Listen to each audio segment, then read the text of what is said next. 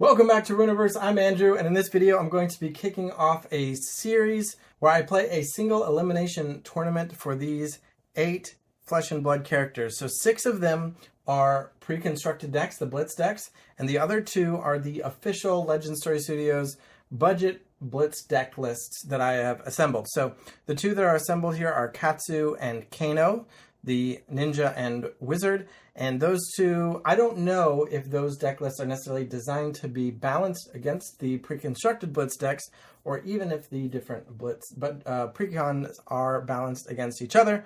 But I guess we're going to find out at least some semblance of that truth here. So just like I did with my Runiverse booster deck pack series, I'm going to do random matchups here. So we've got a D8 here, so we'll just start with Bolton at 1 and Prism at 8. Interestingly enough, Prism is the highest letter of the alphabet here among our gathered heroes. So let's roll a die, and I got an 8. So Prism will be in the first round matchup, and her opponent will be the result of this die, which is a 2. So Briar versus Prism for round 1. Let's get started. All right, so we've got Briar here going first because she was randomly selected first. I already played a game, and unfortunately the camera lost half of it, so we're just going to be replaying the game, and we'll see if the same victor comes out on top again, or if the other person gets a chance to win here. But either way, we'll just go with the winner of this game. And I'm playing Blitz, if I didn't mention that already, and the way Flesh and Blood works is that both heroes start with a certain amount of health. In Blitz, we're using the young hero side, and they're going to have 20 health, so you can see the 20 at the bottom right of Prism there, and on the left you can see her hand size of 4, her intellect. And so we got the 20 health set on these d20s. And basically we're going to be playing attack cards to damage the other player, but of course there are a lot of other effects going on. Cards have the ability to block, so for example, let's take a look at Rising Solar Tide. On the top right corner you can see that it costs 1 to play. On the top left corner you can see that it can generate 2 resources. So that's the big question of the game on any given turn. Which cards do you use to play, and which cards do you use to generate resources in order to play those cards, in order to pay for the cards that you want to play. This is an attack card. You can see it's a light action attack. It has 3 block, meaning if I use it to block, which is what yet another way to use a card, it will block for 3 and it will do nothing else. It would just block for 3. But since it's our turn, we're attacking, we're not going to be blocking right now. And if we play it to attack with, we're going to deal 4 damage. Now I'm going to start out by doing some weird stuff. I am not an experienced or expert Flesh and Blood player. I have played a little bit of some of these decks. So if I make dumb mistakes, forgive me. If you've never played Flesh and Blood before, hopefully you don't recognize it's a dumb mistake. But I'm going to go for this here. What I'm going to do is I'm going to pitch Enigma Chimera, and pitching is how you spend a card to generate resources. On the top left, you can see that it has 3 red circles filled in. That means it generates 3 resources, and the way, a shortcut for that is that there's a blue line across the top. So a card with a blue line is going to generate 3 resources. I'm going to put this into my pitch zone in order to get 3 resources, and I'll just track that I have 3 here with this 6-sided die. And then I'm going to spend 1 of the resources to use my head equipment, the Halo of Illumination. I can pay 1 resource, so I'll put 3 down to 2, and destroy this to put a card from my hand into my hero's soul. If it's a light card, I will draw a card. So this card is destroyed. I think I'm technically supposed to put that in my discard pile, but I'm not going to. And just because for practical purposes, I will not. And I have to put 1 of these light card, or 1 card into my soul. I'm going to put Illuminate, so you can see it is a light card. So I'll put that into my soul, which means it just goes right here. And then I'm going to use Prism's ability. Now that was an instant that I just used, which means I believe I'm allowed to do that before I play any attacks or anything. You only have 1 action on your turn in Flesh and Blood, but an instant is not an action as far as I understand. And here I'm going to use another instant. Prism's once per turn instant. Pay 2 resources, so that's the other 2 that I've generated is spent.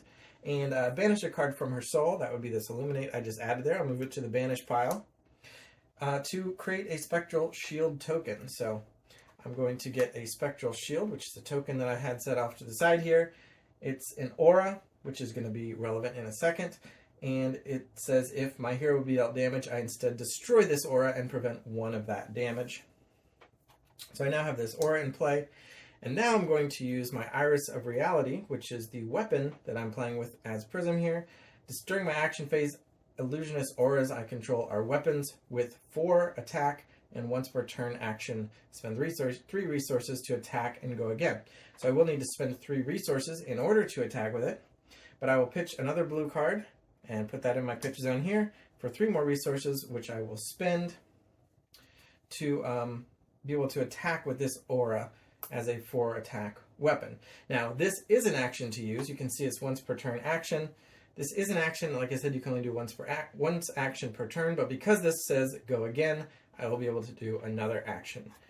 Or rather, the Iris of Reality is offering an ongoing ability that makes it so that this is a weapon that can attack, and the attack action has go again. So, spending my 3 resources to do that. And I did forget, when I used my Halo of Illumination and put a card into my soul, I should have drawn a card because the Illuminate was a light card. So get another card here. And I am now attacking with the Spectral Shield using the Iris of Reality for 4. Which means we come over to Briar, and she has, with her opening hand at 4, has the option of blocking. And this is where the symbols in the bottom right corner to come in. So she's going to play these 2 cards as blocks, and that's going to be a total of 5 block. So those cards will be discarded, and she won't take any of the 4 damage. But Prism is not done because she's still got 2 cards in her hand, and because it said go again, she can do something else. And yet again, she's going to pitch a card. This time it is a red Bard card, and red cards only generate 1 resource. So you're going to get 1 resource and spend it to play Rising Solar Tide, which is a 4 attack card, and if it hits, it goes into Prism's soul, which would be nice. And you can see in the top right corner it costs 1, so that's why we pitched a card for 1. So that worked out that that's what we had, and now this 4 attack is coming at Briar. Now normally blocking is very kind of risky business because any card you block with you're not going to have available to play on your own turn, but on the very first turn only, the player going second does get to redraw. So Briar could spend all of her cards blocking and still draw back up. And because Rising Solar Tide has an on-hit effect of benefiting Prism, we do have the option of blocking for 4 and preventing all that damage. So I think we'll just take advantage of the redraw and completely block the Rising Solar Tide, which is unfortunate for Prism. She did spend her whole first turn doing no damage, which isn't completely unusual, although we did use one of our equipment, but we ended up with a Spectral Shield, which is not super easy to get, unfortunately, for Prism, at least with this starter deck. And now we might be thinking we want to really protect this Spectral Shield. It's going to prevent the first damage dealt to us, which is a nice little utility, but because of the Iris of Reality, we kind of want to keep this aura around to attack with. So we'll see how that plays out. For now, Prism will end her turn. All the cards that you pitch go to the bottom of your deck. And if you ever run out of cards in your deck, or rather, at some point, if you go through your deck, you might find those cards, which means pitching a bunch of blue cards, which tend to be weaker attacks, is going to impact your late game. But with these Blitz decks, I have not really seen going through the deck, so that might never really come to pass.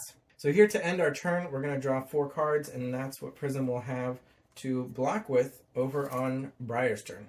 And again, because she went second, Briar also gets to redraw up to her intelligence level of 4, and then decide what to do. And I think Briar is also going to use some of her equipment to try to make a big turn as well. So we're going to pitch this card. Actually, we're going to use 2 equipment. So the first thing, we're going to do this action, Heartened Cross Strap. It says destroy it. Your next attack action card costs 2 resources less to play and go again. So it is an action, but we do get to go again. So our next action, our attack action, will cost 2 less. We're going to play Bramble Spark. It has the Earth Fusion ability, which means we can reveal an Earth card to fuse it. So we will reveal this Summerwood Shelter Earth card. And it costs 0. This is also an attack action, but if you look at the bottom of the text box, it says go again. And it's going to do 2 things. It's going to have our next attack card deal 1 arcane damage when it's played. And because this card was fused, our next attack will also deal +1 damage. And then, because we used the Hardened Cross Strap, we can play Stir the Wildwood for 0 resources instead of its cost of 2. It's going to be attacking for 5, but because of the Bramble Spark, it will actually be 6, and because we will fuse this as well, revealing the same Summerwood Shelter, which is another Earth card. It's going to be +2 for 7, and the Bramble Spark says that when we play that card, it deals an arcane damage immediately, which means the 2 damage from having dealt arcane damage could potentially increase the Stir the Wildwoods attack up to 9. But I think now is as good a time as any for Prism to use this equipment, the Spellfray leggings, which have Spell Void 1. If your hero beat out arcane damage, you can destroy this to prevent that. So we're going to prevent the 1 damage that Bramble Spark is having the Stir the Wildwood deal, so that it won't get that +2 additional damage. But it will still be attacking for 7, and if the arcane damage had gone through, it would have popped that Spectral Shield. So Prism is trying to protect that Spectral Shield, but can she protect this 8 damage attack, 5 +2 from being fused, +1 from the Bramble Spark being fused? Prism now has the option of blocking, and unfortunately, unlike Briar, when she blocked, she got to redraw. Because this is not us going second, because we were the first player, we're not going to get that special situation where we get to redraw. So anything we block with, Prism is not going to have available to play as an attack or pitch for resources, etc. And I don't think there's any way she's going to be able to save this Spectral Shield. So she's going to attack, or block rather, for 5, discarding these 2 cards to prevent 5 of the 8 damage. And that's going to, then the Spectral Shield will block or prevent 1 of that. Unfortunately, she's losing this aura, and she's going to take 2 and go down to 18. Except for I'm getting ahead of myself, because after Prism blocks but before damage resolves, Briar is going to respond and play Sutcliffe's Suede Hides attack reaction. I don't know, technically this might have been supposed to do that before blocks, I'm not sure, but either way, Prism knew this was coming because it's all in my head. And we're going to destroy this and pay 1 resource to give the Stir the Wildwood go again, pitching this Summerwood Shelter for 2 resources that we need. So we're generating 2. We're going to spend 1 to use these hides, and that's going to give Stir the Wildwood go again. And because we did play a non-attack action, we are allowed to use that ability. So we'll do that, and now the damage can resolve.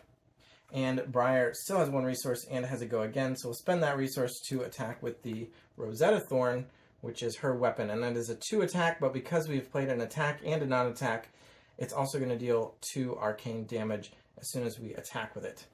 So that's why Prism knew there's no way avoiding losing that aura. And she could block, but I think now she's just going to take the 4 damage and go from 18 down to 14. Again, 2 damage from that arcane damage and 2 from the weapon itself. And I should mention, Briar also has the ability that when one of her attacks hits, she gets an Embodiment of Earth. So we'll get this Embodiment of Earth token, which says if she blocks with a non-attack action card, it will block for an additional. And I am aware there is an errata on Briar that this effect can only happen once per turn. So I guess we should play with that in effect.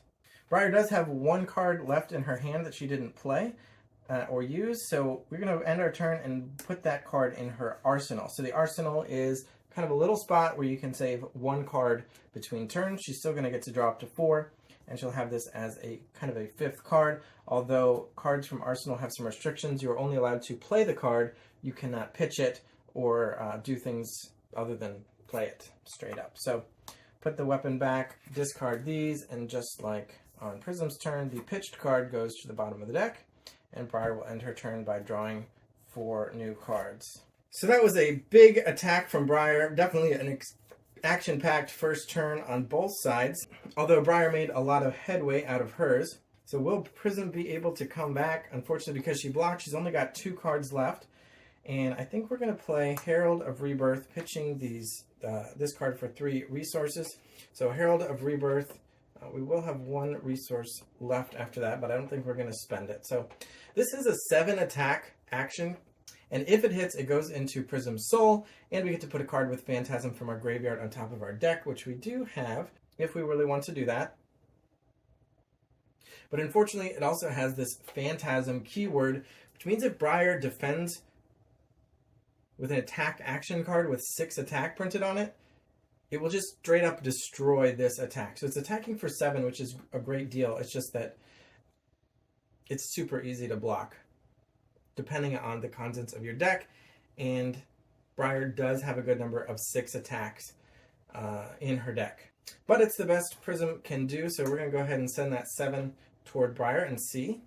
Although, you know what? We do have the Dreamweavers available. So this is another one of Prism's equipment, and we can destroy the Dreamweavers to give an Illusionist attack action, or rather take away the Phantasm ability from it. So if we wanted, we could give up our Dreamweavers now and avoid the situation where Briar can pop our Phantasm. But I don't know if this is the turn for that. So I think we're going to save it for now. Could be a mistake. And looking over at Briar's hand, she actually does not have a 6 attack action. I had not looked at her hand yet, so that is interesting. So now she has the question of, does she block all 7 of that and let the on-hit effect happen, or does she spend 3 cards to defend it? And I think we will defend with 3 cards here. So because of the embodiment of Earth, these cards are actually defending for 3, 3, and 3 instead of 2, 2, and 2. So that's a block of 9 instead of the printed 6. And that's going to leave Briar with just 1 card in her hand for her own turn. But that still means the Herald of Rebirth didn't do any damage, so it didn't hit, so it will not get its on-hit effects. And with no cards left and only 1 resource, Prism is out of stuff to do. So we'll send this to the bottom of the deck and draw 4 cards for Briar's turn. And even though Briar only has 1 card in her hand because she blocked with 3, she still does have the Arsenal card. So she's going to go ahead and attack with Evergreen, pitching these 3 resources, blue, Rites of Replenishment. So Evergreen attacks for 7, and it says if it was played from Arsenal, it will go on the bottom of Briar's deck. And basically this is just going to be an attack for 7. Of course, the embodiment of Earth should be gone. And Prism's got 4 cards to block with. She is at 14, 7 is half of her health, but there are no on-hit effects really to worry about. The question is just, what does she want to do with these cards on her turn? So I think she's going to go ahead and block with these 2 cards for a total of 6 and take 1 of that damage, going down to 13. So the Evergreen goes to the bottom of Briar's deck, and she'll go ahead and end her turn. So her pitched card also goes to the bottom of her deck, and draw 4. Actually, because she dealt damage, she will also get an embodiment of Earth. And Prism saved these 2 cards. She will pitch the Spears of Surreality and play Herald of Tenacity, which has Dominate, meaning Briar can only block with 1 card from her hand. If this card hits, it's going to go into Prism's Soul. And it does have that Phantasm ability, unfortunately. We do have 1 extra here, which again, I don't think we're going to spend. But this time I think, so technically I'm going to use these Dreamweavers first. That's an action with Go Again, but it's going to make our next attack lose the Phantasm ability. So now Briar needs to fully block it. She can't use an attack action with 6 attack on it. Because of the Dominate, Briar can only block with 1 card. And the Phantasm is gone, so it doesn't matter if it's an attack card or anything. We'll just block with this Explosive Growth. It is an attack, so it doesn't get the bonus from Embodiment of Earth. So we're just going to block for 3 and take 3, going down to 17. Which means Prism finally gets some soul and put Herald of Tenacity into her soul. And that is nice. So she's not going to be able to spend this last resource. This pitched card will go to the bottom, and she will draw 4 cards and pass back to Briar. So Briar will lose the Embodiment of Earth at the start of her turn. I think we're going to pitch Autumn's Touch. Again, the hand is pretty awkward here. Autumn's Touch pitches for 2, the yellow card. And she will play Rites of Replenishment, which is going to be a 6 damage attack with Earth Fusion, but unfortunately she cannot fuse Earth. She's not going to get any of those bonuses in either from that tiny text there, so basically she's just attacking for 6. And Prism's got some plans for what to do with the cards in her hand. I don't know if it's smart, but we're just going to take this 6 and go down to 7. Okay, that does mean Briar will get her Embodiment of Earth back. Put the pitched card to the bottom. She can also put this last card in her hand into her arsenal, so she'll be able to use that on a future turn. And now Prism's going to try to do what she wanted here, see if it's worth it. We're going to pitch these 2 reds for just 2 resources in order to use Prism's ability to banish the card from her soul in order to make a Spectral Shield.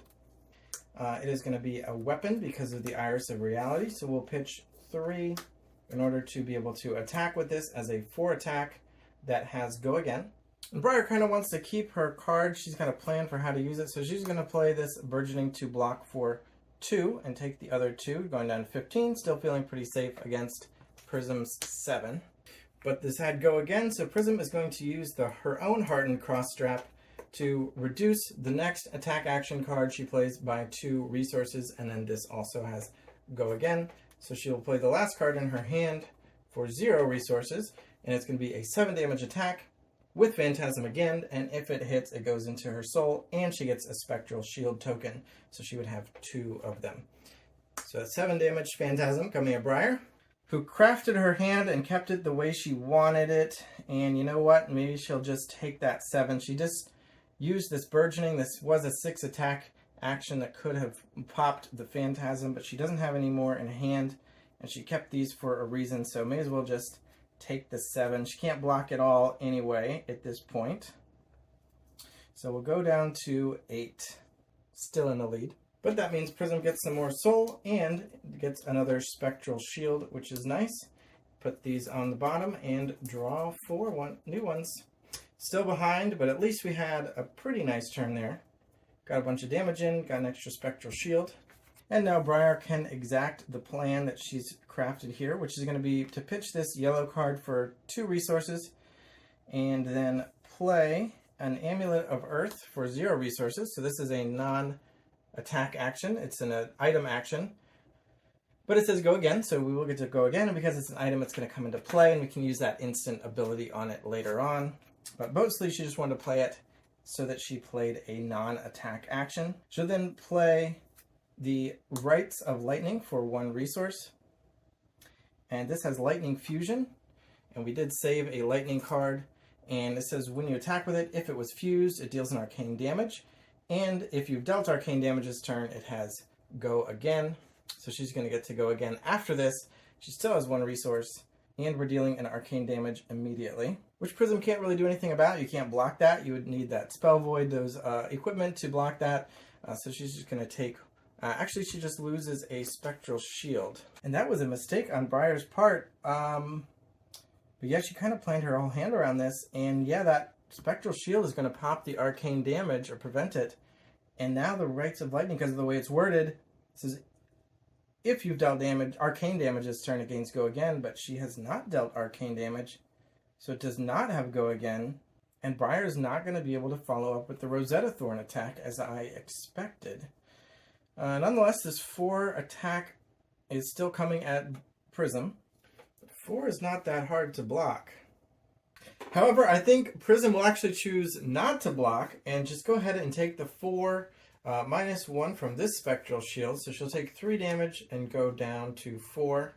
And with that, Briar has nothing left to do except for to put this last card into her arsenal. Oh, this pitched card did go to the bottom of her deck. And she'll draw 4 to pass back. But she does get an Embodiment of Earth for dealing damage with her attack. And now Prism can do her plan here. So she's going to use the Prism's ability to pitch 2 resources and pay that to banish a card from her soul and make a Spectral Shield. So you get that shield back in play here. Pitch 3 in order to attack with it using Iris of Reality with Go Again. So it's attacking for 4. She's got a reasonable hand, but she also has to be worried about a possible Phantasm. So I think she's just going to block for 2 here and take the other 2, going down to 6. Okay, so after that, Prism can then pitch this card for 2 resources and spend 1, again, probably wasting the other one, to play Wartune Herald. So this is a Phantasm attack, and if it hits, it will go into Soul, and it has 7 attack.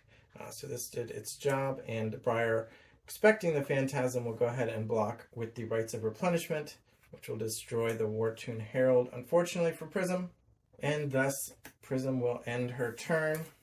Okay, Briar loses her shield, and she will start off by playing Lightning Surge from her arsenal. So this is a cost 0 attack that deals 3 damage, and if it was played from arsenal, which it was, it has Go Again. So Briar will be able to act again after this.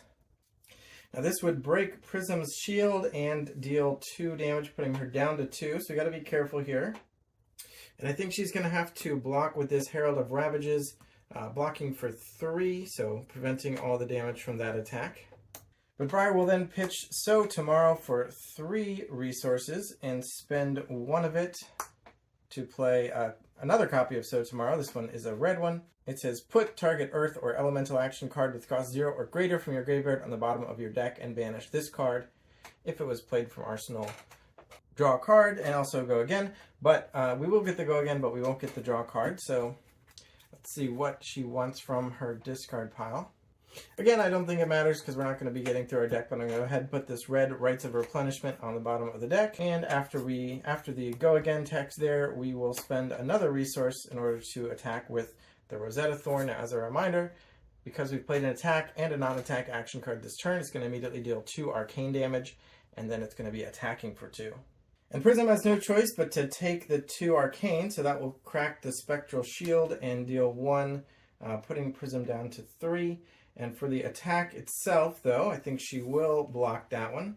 And weirdly enough, we're going to block with 2 cards here. We're going to block for 4. This is a word quirk I'm not totally 100% sure on, but Prism's not going to be able to do anything on her turn. She's just going to spend her turn putting this card into Arsenal and redrawing.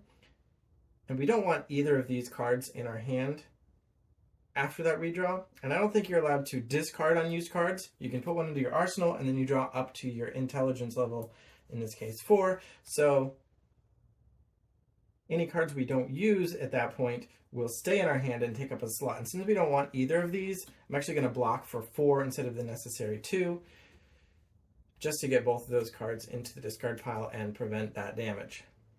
And Briar will put the Thorn back, waste that unspent resource, put this pitch card to the bottom, and draw a new hand of 4. And as I said, Prism is going to do nothing except put this card into her arsenal and then draw 4. Now Briar has a full hand to work with here. She didn't have to block, though she's got nothing in arsenal.